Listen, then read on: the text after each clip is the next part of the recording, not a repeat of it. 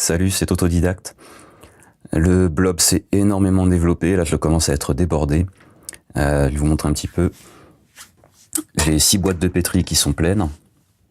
Celle-là, c'est la plus belle. C'est un des blobs que j'ai pas transféré, le seul je crois d'ailleurs. Je me suis contenté de rajouter un peu de nourriture dans la boîte. Alors, lui il commence à essayer de sortir. Et il commence à prendre du relief. Je veux dire, au lieu de juste s'étaler, on voit, il fait un peu comme des petites boules qui s'élèvent au-dessus de l'avoine. Je sais pas du tout ce que c'est. À moins qu'il soit en train de commencer à faire les sporophores. Bon.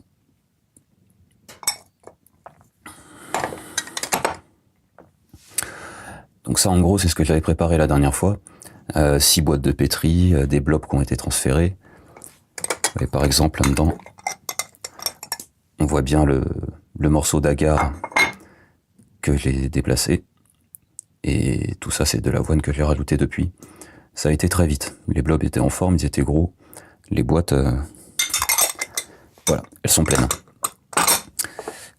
J'avais mis des morceaux d'agar de blob dans cette boîte aussi pour faire des sclérotes. Le blob s'est déplacé, j'ai enlevé les morceaux d'agar. Maintenant, il n'y a plus qu'à ce que ça sèche pour que ça puisse être conservé tranquillement dans le noir et relancer des blobs à volonté.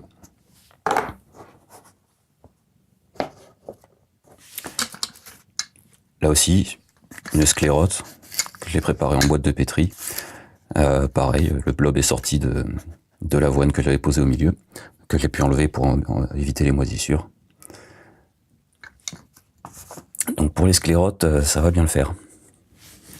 Alors là, du coup, je suis un peu embêté, je sais pas trop quoi faire avec tout ça, ça en fait beaucoup. Donc je vais refaire des sclérotes. Je vais en préparer autant que possible.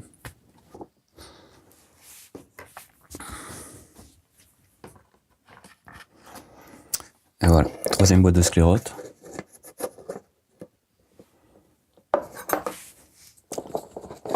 Donc d'ici quelques jours, ça va donner ça. Et là après, je pense que je pourrais découper le papier autour des morceaux où il y a du blob dense.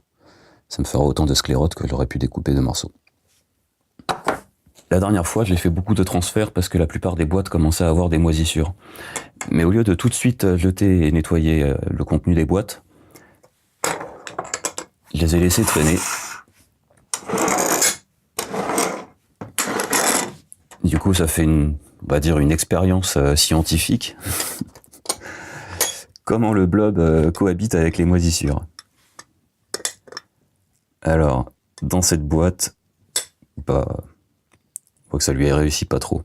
Je pense que la moisissure est en train de prendre le dessus. Mais bon, il y a encore du blob vivant, il s'accroche. Dans cette boîte-là, c'est rigolo. Les flocons d'avoine, là, on voit pas très bien avec le fond.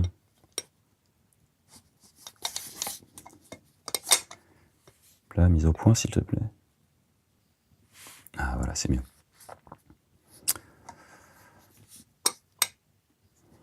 Donc, dans cette boîte, vous voyez, on a un petit point noir, là, début de moisissure. Les flocons d'avoine, ils ont l'air un peu gluants. C'est pas ragoûtant. Et le blob, il s'est barré loin. C'est tout ce que je peux en dire. Dans cette boîte, c'est très discret. En fait, par ici, là, on a une moisissure du genre filament blanc. Mais il me semble qu'elle a été plus développée hier. Je pense que le blob arrive à la bouffer. Il en fait son 4 heures. Donc je vais laisser ça tranquille. Bon, alors j'étais pas très inspiré pour cette vidéo. Je sais pas ce que ça va donner. Je verrai au montage si j'arrive à en tirer quelque chose de bien. Peut-être que j'attendrai un peu d'avoir d'autres images pour faire une vidéo plus intéressante. Bon, je navigue à vue là. Improvisation totale. Allez, merci beaucoup d'avoir regardé et à la prochaine.